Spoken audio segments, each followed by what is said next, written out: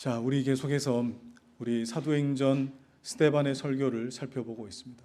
여러분, 스데반의 설교를 우리가 쭉 살펴볼 때 오해하지 마셔야 될 것은 스데반이 유대인들을 향해서 작심하고 정죄하기 위하여 이렇게 독설을 날리는 것이다. 여러분, 이렇게 생각하지는 마셨으면 좋겠습니다.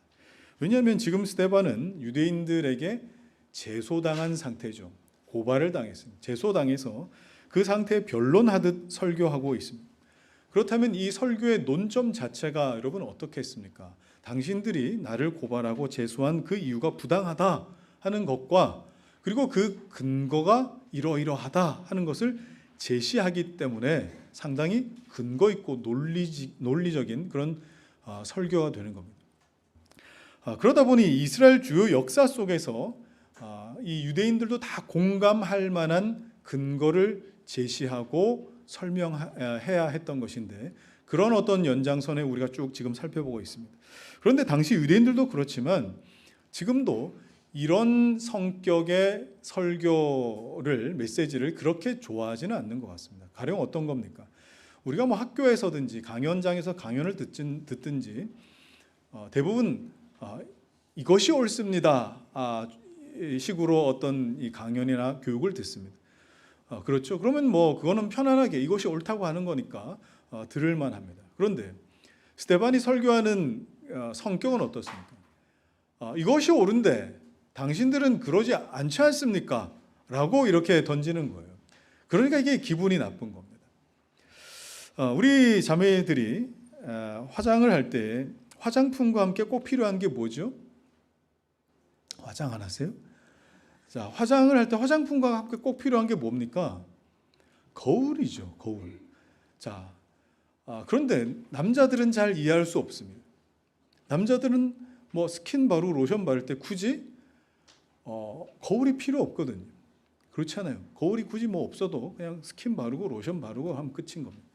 근데 자매들은 꼭 있어야 되는 거예요. 근데 가만 생각해 보면은 아니 로션은 얼굴에 바르면 되는 것이고 립스틱은 그냥 입술에 바르면 되는 것이고 또 뭐 아이라인은 눈꺼풀에 이렇게 바르면 되는 것인데 꼭 굳이 거울이 필요할까?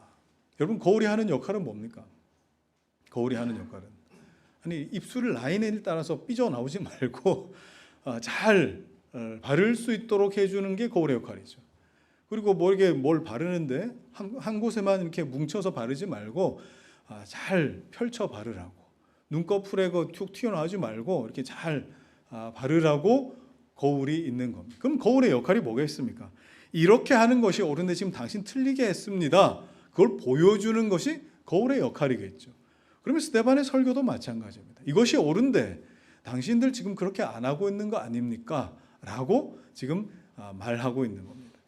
자, 지난 시간에 여러분 출애굽한 히브리 백성들 출애굽하여 광야에서 생활하면서부터 우상 숭배를 일삼아 왔습니다. 이건 신앙의 그 목적이 구원이거나 아니면 행복이 될 때에 어쩔 수 없는 수순이다, 피할 수 없는 수순이다. 제가 이렇게 말씀드렸어요. 여러분, 신앙은 출애굽하는 것이 목적이 아니에요. 그리고 가나안 땅에 들어가는 것도 목적이 아닌 거예요. 물론 죄에서 자유함을 얻는 것, 사단의 종노릇하는 데에서 해방되는 것 굉장히 중요한 일이겠죠, 그죠? 자, 그러나 더 중요한 건 뭡니까? 바로 하나님을 섬기는 것, 그리고 하나님께 영광 올려드리는 영광이 되는 삶을 사는 것, 이게 여러분 궁극적인 목적이라 이 말이에요. 그래서 모세가 애굽의 바로 앞에 섰을 때에 바로 앞에서 끊임없이 했던 말, 내 백성을 보내라, 하나님의 말씀 대언했습니다. 그리고 그 다음에 뭐라고 항상 말을 덧붙이죠? 내 백성을 보내라, 그들이 나를 섬길 것이니라. 그러니까 그들이 나를 섬길 것이니 하나님을 섬기기 위해서 내보내는 거예요. 하나님을 섬기는 것이 궁극적인 목적입니다. 그렇기 때문에 모세로부터 하나님 말씀을 받은 이스라엘 백성들은 광야에 머문다 할지라도 뭐가 되어야 되는 거예요? 광야 교회가 되어서 하나님을 섬기는 것이 옳은 겁니다. 그런데 그들은 그러지 못했습니다. 출애굽할 때는 여호와 하나님이 필요했지만 광야에서는 금송아지가 필요했던 거예요. 이건 뭘 보여줍니까? 출애굽해서 결국 그들의 목적은 출애굽해서 가나안에서 잘 먹고 잘 사는 것, 이곳에서 크게 벗어나지 않았다는 걸 보여줍니다. 구원이 그들의 신앙의 목적이요, 행복이 그들의 삶의 목적이어서 그렇습니다. 오늘날 그리스도인들이 이런 사고를 가지고 신앙생활하고 예수를 믿어요. 예수 믿고 광야 교회 될 생각은 전혀 없어요. 그냥 교회가 되면 되지 왜 광야 교회가 되어야 되느냐. 광야 교회 될 생각은 없고 예수 믿으면 불행 끝 행복 시작이라고 생각을 합니다. 광야에서 하나님을 섬길 때에 하나님은 만나와 메추라기를 먹이셨어요. 광야에서 하나님 섬길 때에 구름 기둥과 불 기둥으로 자기 백성들 보호하셨어요. 광야에서 하나님을 섬길 때에 그 옷과 신발이 해지지 않도록 하나님 만드셨어요. 그런데 이런 하나님의 방법을 싫어하는 겁니다. 이렇게 하지 맙시다 하는 거죠. 왜 그래? 광야 자체가 싫은 거예요. 광야 자체가 싫습니다. 설령 광야에 머문다 할지라도 남들처럼 오늘 눈을 감은 자리에서 내일 눈을 떴으면 좋겠다.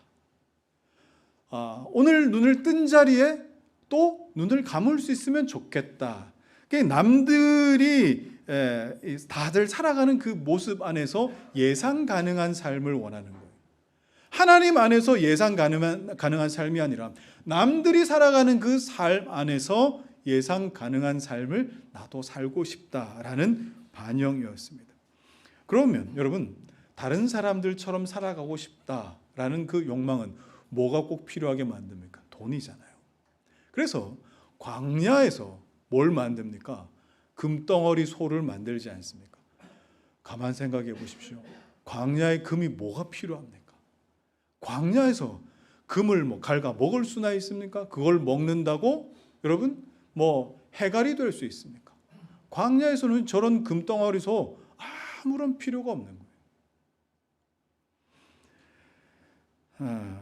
광야 같은 세상에 뭐가 필요한지 정말 우리에게 알려주는 장면이 아닌가 하는 생각이 드는 겁니다. 광야에서도 행복하고 싶어서. 문제는 그 송아지를, 그 금송아지를 여호와 하나님이라고 부르는 데 있습니다. 그러니 광야 같은 세상에 살면서 시험에 합격하고 병이 낫고 그리고 또 하는 일마다 또 잘 되면 하나님께서 복 주셨다, 하나님께서 은혜 주셨다.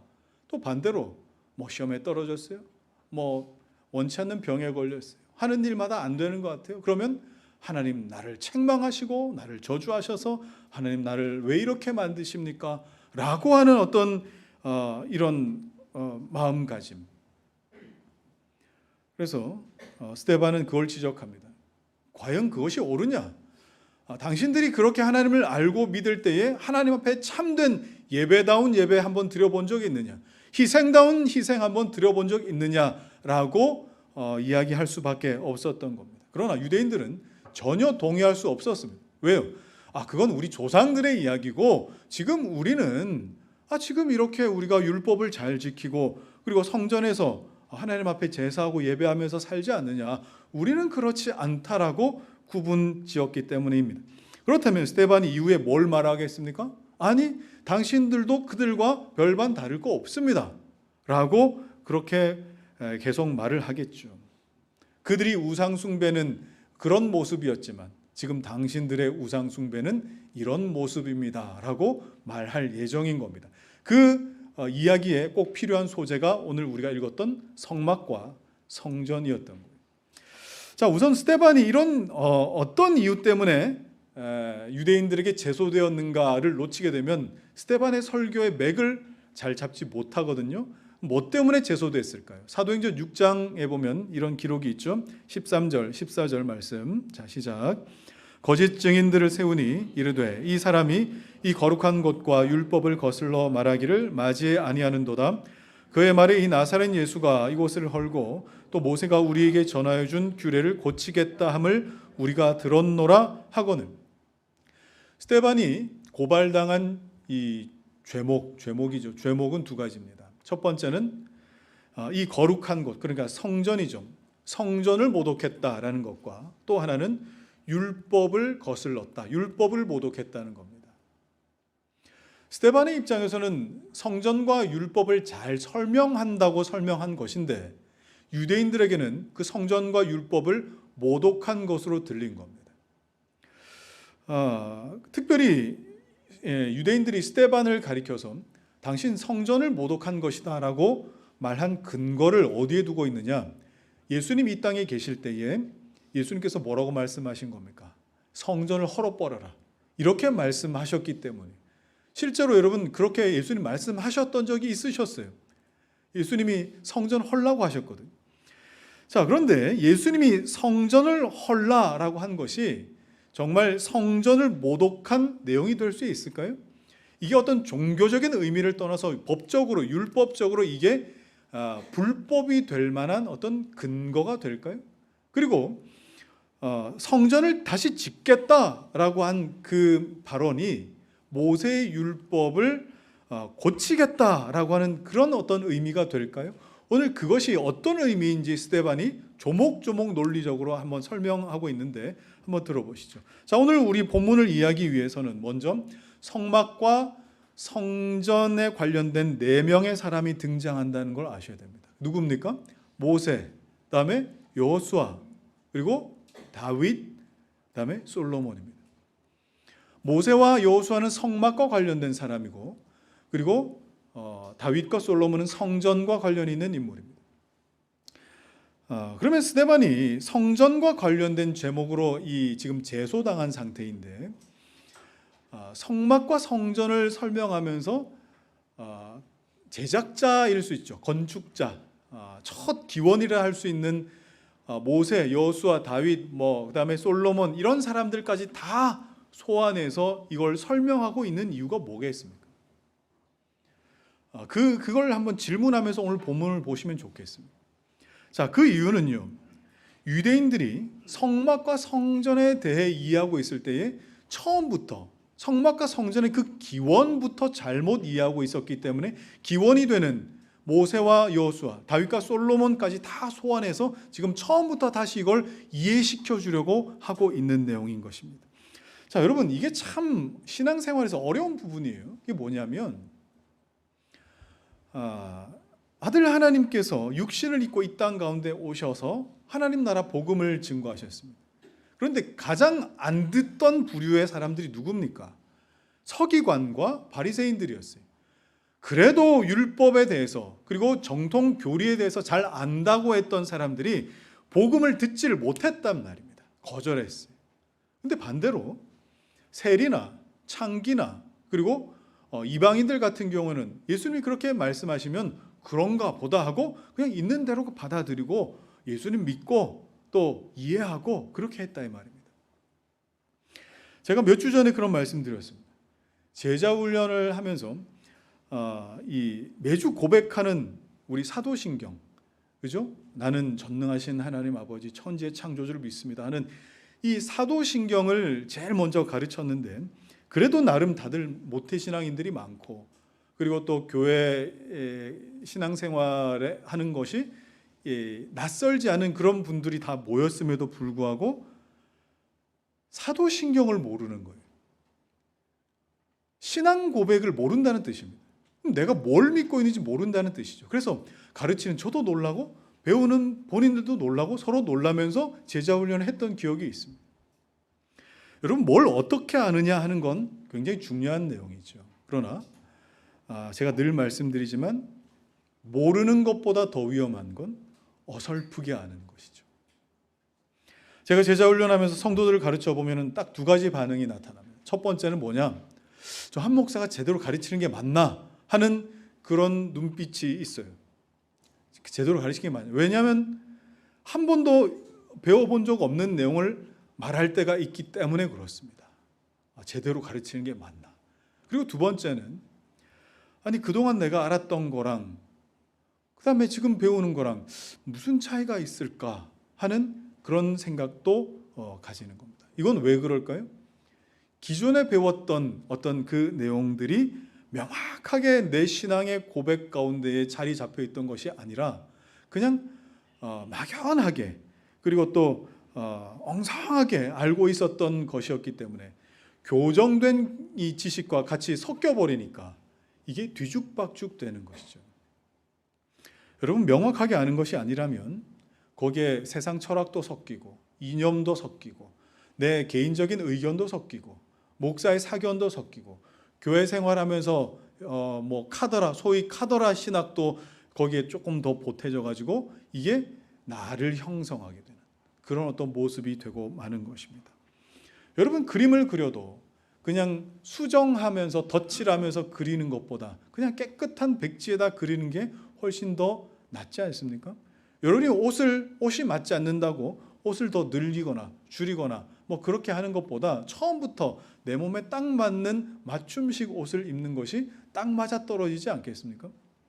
그런데 제가 볼 때 우리 성도들 중에는 버려야 할 것이 있고 그냥 뜯어버려야 할 그림들이 있는데 그걸 그대로 가지고 위에 자꾸 덧칠하고 덧대가지고 신앙생활을 하는 분들이 계십니다. 그러면 자꾸 터지는데 또 터지고 또 덧나는데 또 덧나는 그런 일들이 반복되고 있어요. 그래서 참 이런 경우에는 어떻게 하면 좋을까 하는 그런 생각을 아직도 품고 있습니다. 자, 다시 오늘 본문에 와서 44절, 45절이 모세와 여호수아 이야기고 46절, 47절이 다윗과 솔로몬에 관한 이야기인데 스데반은 이들을 통해서 성전의 기원에 대해서 처음부터 설명해 주고 싶은 겁니다. 우선 유대인들은 성전의 그 기원이 성막에 있다라고 텐트에 있다라고 그렇게 이해를 하죠. 그러나 사실 성전의 기원은 성막이 아니라 그리스도이십니다. 성자이십니다. 이건 나중에 여러분들이 이 설교 후반부에 다시 정리하면 좋을 것 같습니다. 자, 스데반은 성막의 특징을 두 가지로 드러냅니다. 자, 44절, 45절 여러분 읽어주십시오. 자, 시작.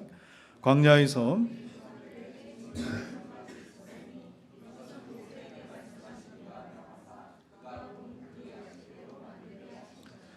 우리 조상들이 그것을 받아 하나님이 그들 앞에서 쫓아내신 이방인의 땅을 점령할 때에 여호수아와 함께 가지고 들어가서 다윗 때까지 이르니라. 성막의 첫 번째 특징이 있어요. 그게 뭐예요? 하나님께서 모세에게 보여주신 그 양식 그대로 제작되었다라는 것. 조금 더 간단하게 표현하자면 하나님께서 계시하셨고 그 계시에 의해서 제작됐다. 여러분, 계시가 뭡니까? 하나님께서 스스로 드러내시고 스스로 나타내 보이신 것을 계시라고 합니다. 그러면 성막은 어떻게 제작된 거예요? 계시에 의해서 제작된 겁니다. 그리고 그 계시를 이 땅에 그대로 형상화해서 제작한 구조물인 겁니다. 성막의 특징을 보면은 여러분, 하나님의 백성들의 삶과 신앙에 요구하신 것이 뭔가를 그대로 볼 수 있겠죠. 그게 뭐겠습니까? 하나님께서 계시하시면 그대로 가감하지 말고 그대로 이 세상에 구현해내는 것, 이게 하나님 백성의 삶과 신앙에 요구되는 겁니다. 그런데 우리는 습관적으로 하나님께서 계시하신 것에 뭔가를 자꾸 더하려고 하거나 뭔가를 자꾸 빼려고 하는 습관이 있습니다. 가령 로마 가톨릭 안에는 연옥이라고 하는 것이 있습니다. 천국과 지옥 중간 어디쯤에 있는 연옥이라는 게 있어요. 그런데 그 연옥 양 끝에는 뭐가 있느냐? 옛날 조상들 중에 정말 착하고 또 의롭게 산 사람들. 우리나라에서는 뭐 이순신 장군이나 또는 뭐 광개토 대왕이나 우리 나름대로 뭐 위인이라고 생각하는 그런 인물들이겠죠. 또는 예수님 오시기 전에 구약에 있던 인물들을 의미하기도 하겠죠. 이런 사람들이 가는 선조 림보가 있다. 그리고 예수님을 믿을 만한 나이가 못 되는 어린 아이들이 예수님 믿기도 전에 죽었을 때 가는 유아 림보가 있다. 여러분 어떻습니까? 가능성, 천국에 갈 가능성, 지옥에 가지 않을 가능성이 굉장히 넓어지죠.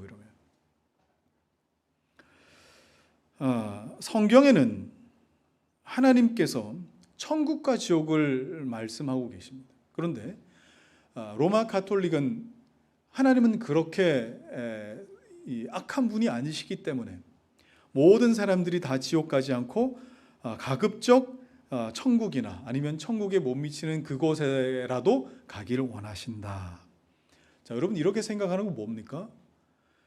성경의 하나님보다 더 선해지려고 하는 의도 아니겠어요? 여러분 신앙생활은 그렇게 하는 거 아니에요. 우리가 예정하심, 하나님께서 선택하심 또는 누군가를 내버려 두심에 대해서 우리가 들을 때 불편한 마음이 드는 이유가 뭐겠습니까? 하나님은 그렇게 옹졸한 분이 아니다라고 하는 전제를 나는 늘 하고 살고 있기 때문에 그렇습니다. 여러분, 어거스틴이나 칼빈이 예정론을 이야기할 때에 그냥 뭐 아무런 생각 없이 그렇게 이야기를 했겠습니까? 얼마나 많은 저항과 스트레스를 받았는지 몰라요. 그럼에도 불구하고 성경에는 뭐라고 기록되어 있습니까? 하나님께서 에서를 미워하고 야곱을 사랑하셨다. 에서를 택하시고 야곱을 또 에서를 버리시고 야곱을 택하셨다. 태중에 두 국민이 있구나. 이미 하나님께서 이 땅에 나기 전부터 성별하신 것이 있더라. 그러면 사람들이 저항하고 불편해하고 옹졸한 하나님이라고 한다 할지라도 그것과 상관없이 우리는 성경에 기록된 하나님을 말하고 성경에 기록된 하나님을 있는 그대로 믿어야 옳습니다. 그런데 여기 자꾸 뭘 더 하려고 빼려고 하고 막 그래요. 저는 잘 몰랐는데 정 목사님이 이제 일하시는 그 어떤 이 자리에서 얘기를 들어보니까 사업할 때 백마진이 없으면 사업을 못 한다고 합니다. 백마진이라는 말도 저는 처음 들어봤어요. 여러분, 백마진이 뭔지 아십니까? 견적을 낼 때 5천만 원 정도 이렇게 견적을 내서 그 업체 담당자에게 주면 이거 5천만 원을 8천만 원으로 고쳐 써라. 그리고 2천만 원을 이 계약 의결할 수 있는 나에게 2천만 원을 다시 돌려주면 된다.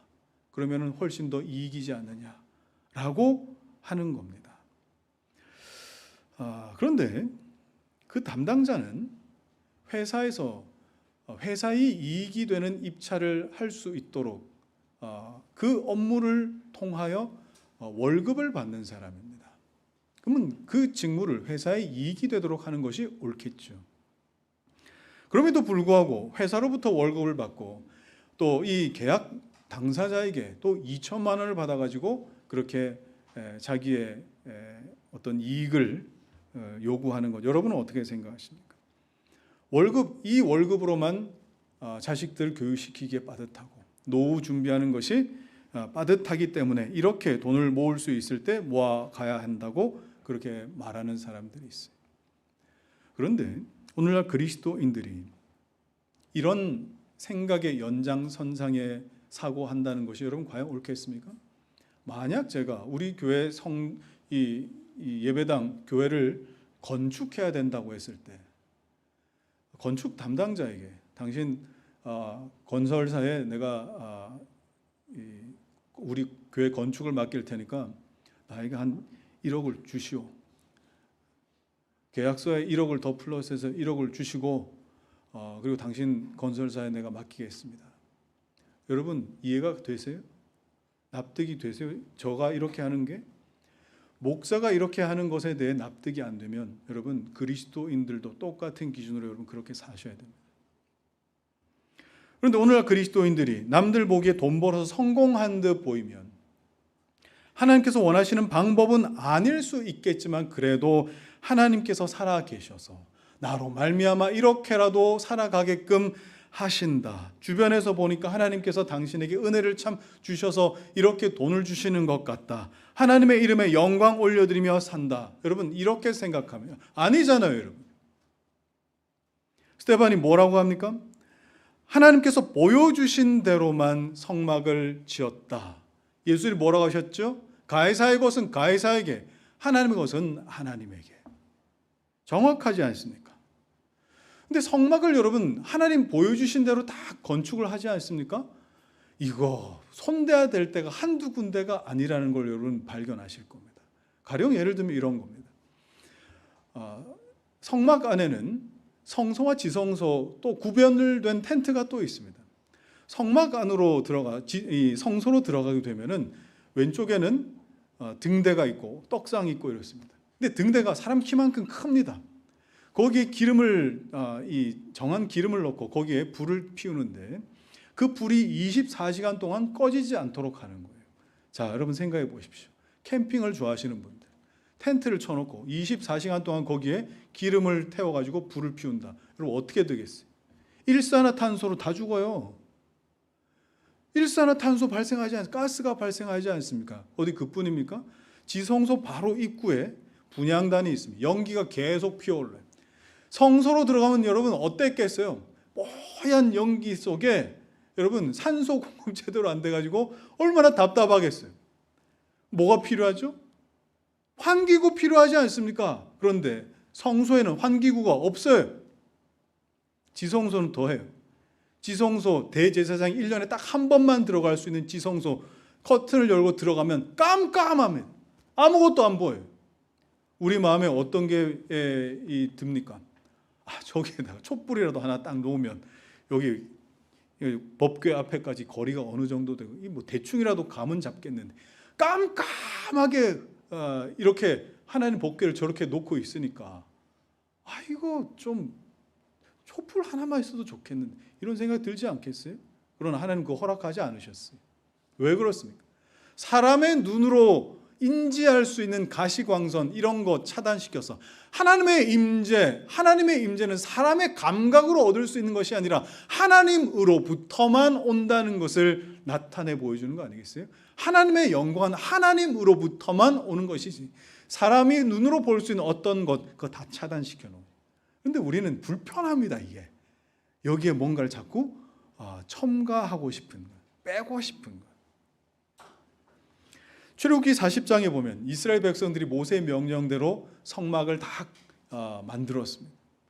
40장에 보면은 모세가 일일이 다 제대로 만들었는지 검수하는 과정들이 있습니다. 그런데 그때에 이 7번이나 반복해서 나오는 말씀이 있어요. 뭡니까? 여호와께서 모세에게 명령하신 대로 되니라.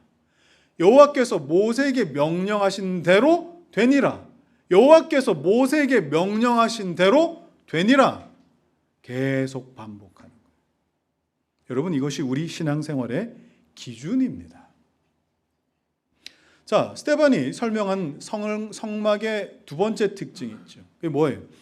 이스라엘이 이방인의 땅을 점령할 때에 여호수아와 더불어서 성막을 옮겨 가지고 갔고 그것이 다윗의 때까지 있게 되었더라라는 겁니다. 자, 스데반이 뭘 말하고 싶은 걸까요? 때를 강조하고 있는 거예요. 그럴 때도 있었고 저럴 때도 있었고 성막은 계속 있었다. 그리고 함께라는 말입니다. 때와 함께를 강조하고 싶은 거예요. 그러니 성막이라고 하는 것은 단순히 종교나 종교적인 어떤 예식이나 예배 차원에서의 건물이 아니라 백성들이 어디를 가든지 어느 때든지 함께 했고 함께 있었고 심지어 전쟁할 때도 있었고 그리고 가나안 땅 약속의 땅 꼴 들어갔는데도 불구하고 거기서 폐기 처분하지 않고 거기서도 여전히 성막은 존재했더라라는 겁니다. 자, 그러면 스데반이 말하는 성막의 특징 두 가지 키워드로 요약하면 이렇죠. 뭡니까? 말씀대로 첫 번째 키워드. 두 번째는 뭐예요? 항상 함께. 두 번째.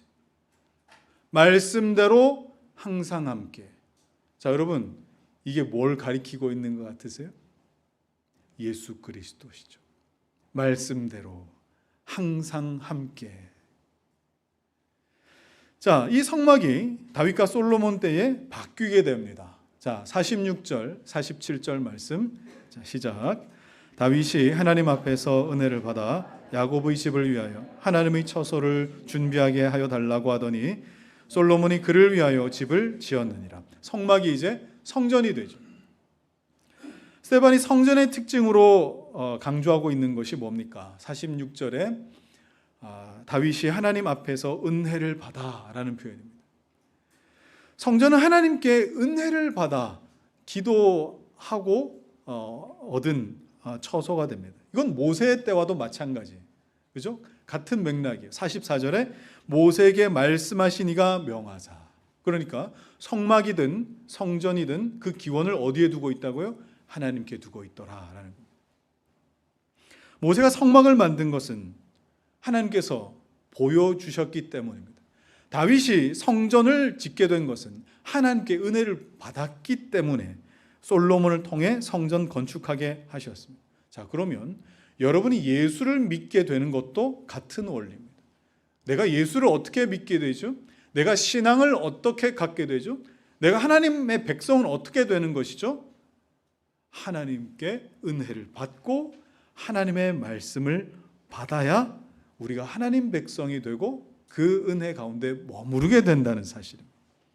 특히 여러분 이 성전을 실제로 짓는 건 솔로몬이 하는데 47절에 보니 이런 말씀이 있죠. 솔로몬이 그를 위하여 집을 지었느니라는 말씀과 44절에 그가 본 그 양식대로 만들게 하신 것이라 하나님께서 말씀하시고 모세가 그대로 지었어요.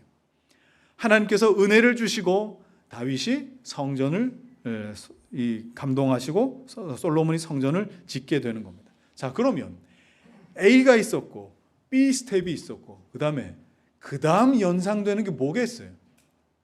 뭐겠습니까? 하나님의 집이라고 부르는 것, 하나님의 처소라고 부르는 것이 그것이 성막이든지 성전이든지 하나님께서 원하실 때마다 뭐 할 수 있다는 거예요? 가변적일 수 있다는 거예요. 형태는 언제든지 바뀔 수 있어서 예수님께서는 얼마든지 기존의 성전을 헐고 새로운 성전을 짓겠다고 말씀하실 수도 있다는 겁니다. 이건 성전 모독하는 게 아니라는 거예요. 지금 스데반은 굉장히 논리적으로 법리적으로 이 부분에 대해서 말하고 있는 겁니다. 성막에서 성전이 될 수 있다면 성전은 더 나은 어떤 것이 될 수 있다. 예수님 실제로 뭐라고 말씀하셨어요? 요한복음 2장 19절 말씀 시작. 예수께서 대답하여 이르시되 너희가 이 성전을 헐라 내가 사흘 동안에 일으키리라. 모세가 성막의 건축자였고 다윗이 성전의 건축자였다면 예수님은 뭐라고 말씀하시는 거예요? 이제 내가 최종적인 성전의 원형을 건축하겠다. 성전의 원래 오리지널을 만들겠다라고 말씀하시는 거예요. 그건 성전의 모독이 아니죠.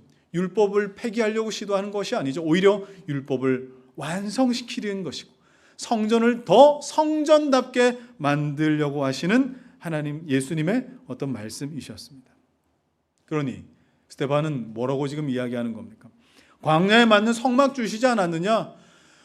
가나안에 맞는 성전 주시지 않았느냐? 예수님 오셔서 이 땅에 예수님의 새로운 백성 만드실 때에 거기에 맞는 새로운 성전 주시는 게 뭐가 잘못됐느냐? 라고 변론하는 것이죠. 여러분 새로운 성전이 뭐예요? 그리스도를 품은 성도 아닙니까? 그들이 모인 교회 아닙니까? 그래서 바울이 뭐라고 합니까? 너희가 하나님의 성전인 것과 그리고 하나님의 성령이 너희 안에 거하시는 줄 알지 못하느냐. 모세처럼 다윗처럼 하나님의 말씀과 은혜를 받아서 광야에서든지 약속의 땅에서든지 그 성전을 세우고자 하는 그들이 바로 교회인 것입니다. 여러분 스데반이 꿰뚫고 있는 이 성전의 그림을 한번 보십시오. 성전의 개념을 한번 생각해 보십시오. 얼마나 광대합니까? 얼마나 영광스럽습니까? 그런데 유대인들이 생각하고 있는 그 성전, 물론 규모는 크지만 그 앞에 스데반에 말하고 있는 이 성전에 비하면 얼마나 보잘것없고 초라하기 짝이 없습니까? 그저 하나님을 섬긴다는 이름으로 어떤 특정 건물에 들어와서 뭔가 열심히 하고 특정 건물 밖으로 나가면 그냥 또 내 삶을 살고 내가 원하는 대로 살고 내 기뻐하는 결정을 하며 그렇게 살지 않습니까? 여기 여러분 하나님이 어디 있어요? 이교도들이 딱 그러지 않습니까? 그들의 신전, 템플의 문턱 안과 밖의 삶이 완전히 구별되어 다른 것, 얼마나 가증스럽습니까? 그래서 스데반은 뭘 말해주고 싶은 거예요? 당신들 성전 개념부터 바꿔야 됩니다. 이거 말해주고 싶은 거예요. 성전은 이 건물 이런 걸 말하는 것이 아니라 성전은 얼마든지 형태는 바뀔 수 있어요. 하나님이 함께 하셨고 하나님이 보여준 대로 나타났고 그리고 또 하나님 백성들과 늘 함께 있어서 지금도 우리는 움직이는 성전처럼 있는 겁니다. 성전은 그리스도를 가리키고 있었습니다. 그렇다면 오늘 우리에게도 동일한 메시지를 지금 스데반은 던지고 있는 거 아닙니까? 우리가 함께 모여 예배하는 여러분 이 공간, 이 장소 여기에서 하나님을 경외하고 하나님을 경배하는데 좋은데요. 이 예배당, 이 건물 밖에 나가는 그 순간 여호와께서 말씀하신 대로 되니라. 여호와께서 모세에게 명하신 대로 되니라, 이게 더 이상 나타나지 않는다라고 한다면 이방 종교들과 뭐가 다를 게 있겠습니까? 얼마나 가증스럽습니까? 우리 기독교가 중세 천년 그 카톨릭이 견고한 진을 무너뜨릴 수 있었던, 개혁할 수 있었던 이유가 뭐겠어요? 그냥 뭐 종교적으로 우리가 다시 정화해 봅시다, 회복해 봅시다, 다시 한번 시작해 봅시다, 이런 차원이 아니었어요. 당시 유럽의 일상을 모조리 바꿔놨거든요. 일상을 바꿔놨어요. 삶의 패턴이 달라졌어요. 마치 사람의 세포 하나하나가 그 속에 하나님의 말씀과 진리가 꿈틀거리는 것처럼 바뀌었다는 거예요. 여러분, 우리는 어떨까요? 우리 삶에 얼만큼의 영역에 하나님의 말씀이 통치하고 계실까요? 우리 삶에 어떤 영역에 하나님의 말씀이 안 계실까요? 여러분, 그거 한번 고민해 보셔야 됩니다. 제가 목회하면서 소망하는 것은 기독교가 종교로 남지 않았으면 좋겠다는 겁니다. 기독교가 종교로 남는 순간 기독교는 타락하고 변질되고 맙니다. 그리스도인들의 모든 삶의 영역에, 여러분들이, 제가 알 수 없는 모든 여러분들의 삶의 지경이 그리스도로 화하여져야 됩니다. 그리스도와 함께 하셔야 됩니다. 그래서 우리의 가정도, 우리의 직장도, 여러분의 학교도, 캠퍼스도 하나님을 섬기는 장소가 될 수 있고 하나님을 섬기는 수단이 될 수 있다는 사실, 이것이 오늘날 우리에게 요구하시는, 스데반의 설교를 통해 우리에게 도전하시는 하나님의 말씀 아니겠습니까? 여러분, 예수님이 성전을 허물라고 하셨습니다. 그 이유가 뭘 것 같으세요? 우리의 신앙과 삶은 단순히 이 예배당 건물 안에 갇혀서 확인되는 것이 아니거든요.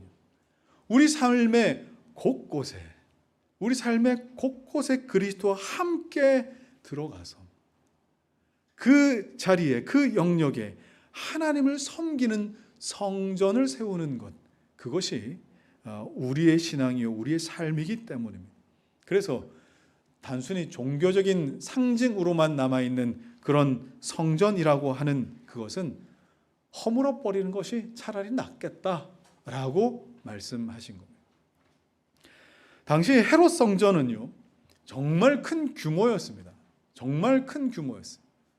그럼에도 불구하고 스데반이 그려내는 성전에 비하면 뭐 큰 개미 정도에 불과했을지도 모르겠어요. 유대인들에게 성전은 크기만 컸지 이방 종교의 신정과 뭐 별 다를 것 없는 모습이었기 때문입니다. 오늘날 이것이 우리에게 무엇을 교훈하고 무엇을 도전하는지 여러분 잘 새겨 넣으셨으면 좋겠습니다. 자, 이 이중적인 신앙을 스데반이 지적하기 위해서 이사야 말씀을 인용하죠. 한번 읽어보겠습니다. 48절부터 50절까지 시작. 그러나 지극히 높으신 이는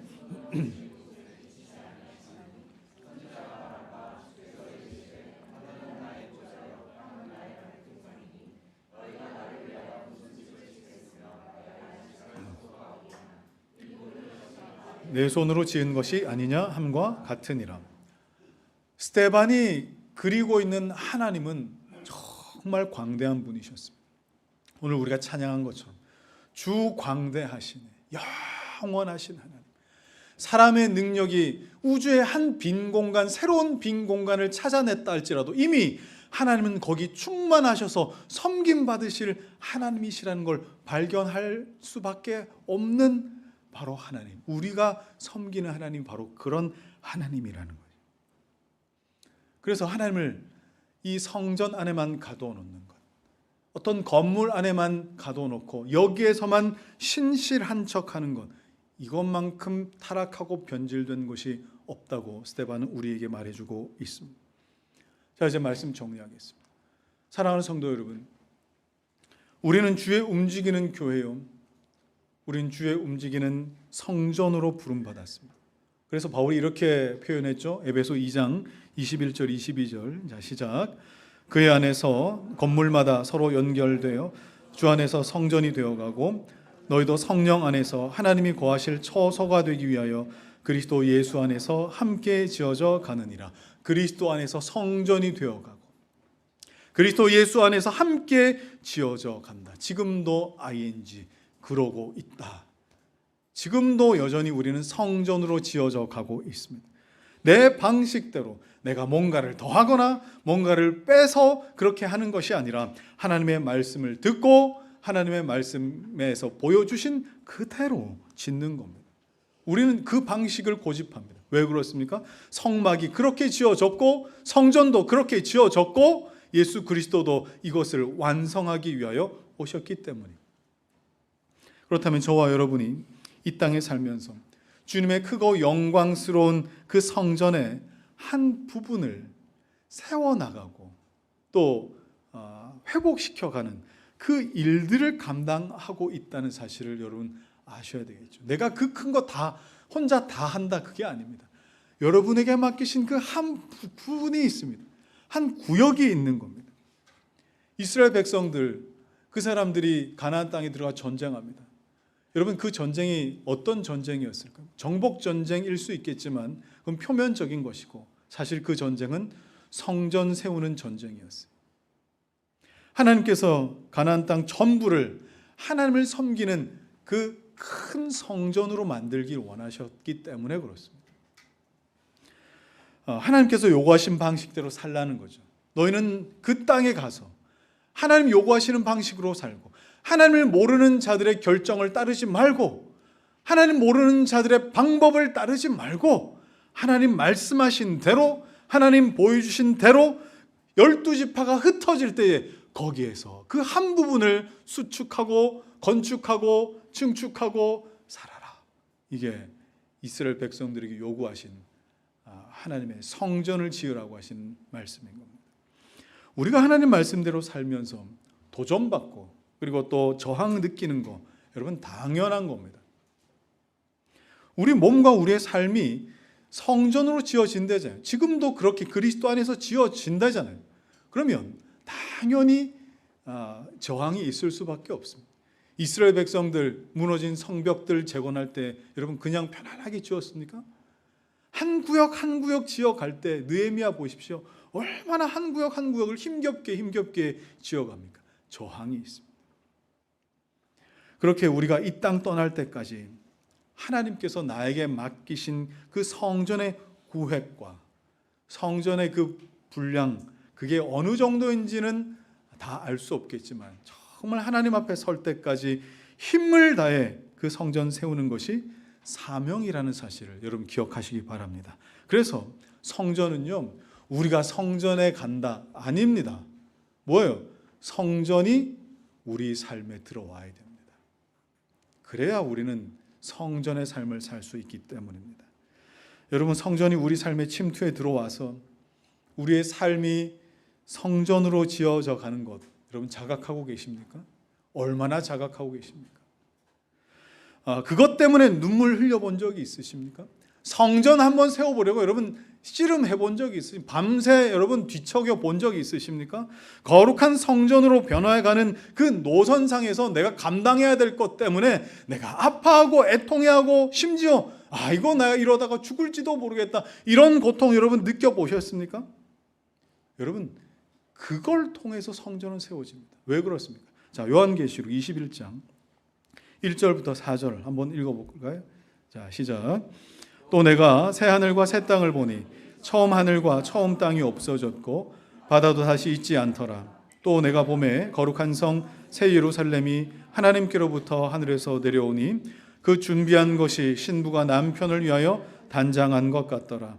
내가 들으니 보좌에서 큰 음성이 나서 이르되 보라 하나님의 장막이 사람들과 함께 있으며 그들과 함께 계시리니 그들은 하나님의 백성이 되고 하나님은 친히 그들과 함께 계셔서 모든 눈물을 그 눈에서 닦아주시니 다시는 사망이 없고 애통하는 것이나 곡하는 것이나 아픈 것이 다시 있지 아니하리니 처음 것들이 다 지나갔음이로라. 주의 성전을 세우기 위해서 흘렸던 눈물이 있었답니다. 주의 성전을 세우기 위해 아픔과 애통과 심지어 곡하는 것과 죽음의 두려움까지도 거두어 가실 때가 있다고 합니다. 그러면 거꾸로 말해서 여러분 뭐가 되겠어요? 그 마지막 때에 주님이 닦으셔야 할 눈물이 있어야 성전은 세워진다는 뜻이죠. 주님이 위로하셔야 할 애통과 주님이 안아주셔야 할 곡하는 것과 주님이 살리셔야 할 죽음의 고통이 있어야 여러분의 가정과 여러분의 직장과 내 삶에 성전은 세워진다는 뜻이겠죠. 어렵습니다. 그러나 여러분, 주의 성전으로 지어지는 것은 단순히 내 실력과 재능으로 짓는 것이 아닙니다. 오늘 요한계시록 말씀 가운데에도 하나님이 함께 계셔서 하나님이 함께 계시니라, 하나님이 함께 계시기 때문에 지어지는 것이죠. 모세나 다윗도 하나님이 함께 계시지 않으셨으면, 말씀해 주시거나 은혜 주지 않으셨으면 못 지었을 겁니다. 그렇다면 오늘 우리도 하나님 앞에 정말 내 무능함을 자각하고 하나님의 은혜가 아니면, 하나님의 말씀이 아니면 나의 성전을 지을 수 없습니다라는 고백 앞에 하나님을 의지할 때 여러분의 삶에서 반드시 하나님의 영광스러운 성전은 아름답게 지어질 줄 믿으시기 바랍니다. 함께 찬양하겠습니다. 우리는 주의 움직이는 교회, 우리는 주의 움직이는 교회, 이곳은 주님을 위한 자리, 내가 기도하는 모든 땅에서 하나님 예배받은 나를 고대하네. 나의 노래로 주님의 성전을 지으리. 높임을 받으소서. 이스라엘의 찬송 중 거하신 주님은 거룩하십니다. 두 손 들어 주님의 모자를 만들고 맘 다해 경배하리. 날개 사이에 임하신 것처럼 내 위에 임하소. 하나님 우리가 이곳에 섰으니, 하나님 우리가 이곳에 섰으니 이 땅을 치유하소서. 하나님 우리가 어디에 있든지 주를 높이리라. 아멘. 주님을 송축할지어다. 그 발 아래 힘 맞추라.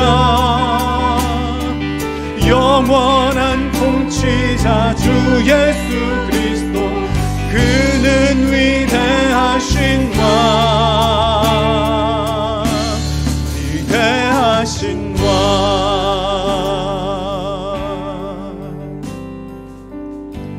자, 여러분 오늘 말씀 붙들고 기도하십시다. 성전 안에만 갇혀있는, 어떤 특정 건물 안에만 갇혀있는, 어떤 특정 종교 안에만 갇혀있는 그 믿음, 그 삶은 반드시 타락하고 변질되고, 하나님이 없는 이방인들의 종교도 여기 안에만 머물러 있습니다. 자, 여러분, 하나님은 그런 분이 아니십니다. 말씀대로 항상 함께, 이것이 우리에게 요구하신 하나님과 동행하는 삶이었어요. 이 일을 위하여 가는 곳곳마다 성전을 세워라. 네가 먼저 성전이 되고, 네가 하나님의 성전인 것과 하나님의 성령이 너희 안에 거하시는 줄 알지 못하느냐. 그리하여 가는 곳곳마다 하나님의 성전이 되어서 땅끝까지 이르러 내 증인이 되고, 창세기에 말씀하신 것처럼 생육하고 번성하고 땅에 충만해라. 이 온 땅을 하나님 성전 만들기 원하시는 것이 하나님 기뻐하시는 거였습니다. 자, 여러분, 여기는 성전인데 여러분의 가정은 성전이 아니세요? 여기는 성전인데 여러분의 직장은 성전이 아니세요? 그럴 리가 있겠습니까? 여러분을 보냈는데, 성전을 보냈는데 어떻게 거기가 성전이 아닐 수 있겠습니까? 힘을 다해 성전을 세우십시오. 그로 인하여 흘려야 할 눈물이 있다면 그 마지막 때에 여러분의 눈물을 닦아주실 분 계시다. 함께 계십니다. 여러분의 가족들 안에 성전을 세우셔야 됩니까? 그를 위하여 애통해야 하고 위로받으셔야 할 것이 있거든요. 여러분, 그래야 성전은 세워지는 거 아니겠어요? 이 시간에 하나님, 나를 성전으로 부르신 하나님께 감사합니다. 내가 가는 곳마다, 내가 나를 보내시는 곳마다, 머물러 서 있는 자리마다 하나님, 주의 성전 세우기를 원하오니 하나님이여 나로 말미암아 다윗과 같이 야곱의 집을 위하여 하나님, 주의 성전, 주의 처소 지을 마음을 하나님 허락하셔서 아버지 하나님이여, 정말 내가 가는 곳마다 주의 성전 세워지는 은혜를 허락하여 주시옵소서. 이 마음의 소망 가지고 주여 한번 부르고 같이 기도하겠습니다. 주여, 할렐루야. 하나님 아버지 감사합니다. 너희가 하나님의 성전인 것과 너희 안에 아버지 하나님의 성령이 거하시는 줄 알지 못하느냐 말씀하셔서 우리를 아버지 하나님 거룩한 하나님의 성전으로 불러 세우시고 아버지 하나님, 우리가 가는 곳곳마다 아버지 하나님의 성전, 하나님의 다스리심, 하나님의 통치하심, 하나님을 섬기는 것이 무엇이는지 나타내는지 아버지 하나님 정말 우리로 말미암아 드러나게 하셨습니다.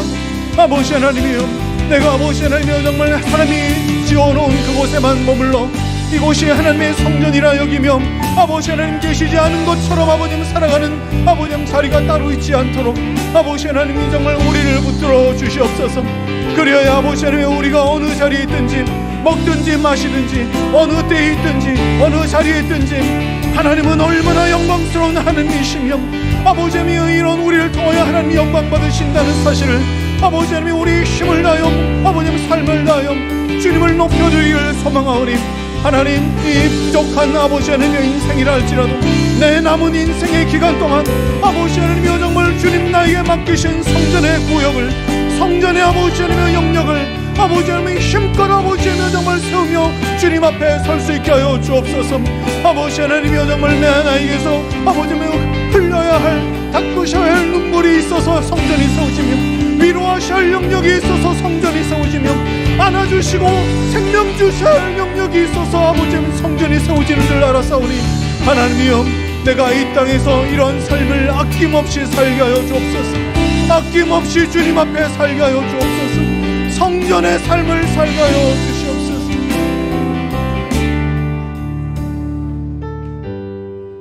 하나님 아버지, 우리를 이렇게 영광스럽게 불러주셨다는 사실을 오늘 우리가 알 때에 어떻게 우리의 작은 처소라고 우습게 여길 수 있겠습니까? 나의 인간관계가 좁다고 어떻게 나를 스스로 폄하할 수 있겠습니까? 내가 가진 것이 적다고 어떻게 스스로 위축될 수 있겠습니까? 하나님은 우리는 광야에서 금송아지를 섬기는 것이 아니라 광야에서 먹게 하시는 하나님, 광야에서 보호하시는 하나님, 광야에서 날가 없어지지 않게 하시는 하나님, 우리 그 하나님 섬길 때에 광야교회 되는 걸 기뻐하고 우리를 보내신 우리 삶의 자리에서 성전 되기를 사모하오니 하나님, 우리의 이후의 인생이 하나님 안에 성전이 되어가는 기쁨을 허락하여 주시옵소서. 이제는 우리 주 예수 그리스도의 은혜와 하나님의 사랑과 성령의 교통하심이 우리를 성전으로 부르신 줄 알아 우리가 가는 어떤 때 어떤 자리에서든지 말씀대로 항상 주님과 함께 성전 되기를, 성전 세우기로 사모하는 사랑하는 성도들 머리 위에 저들의 삶과 신앙과 자녀와 생업이 이제로부터 영원토록 함께 하시기를 간절히 축원하옵나이다. 아멘.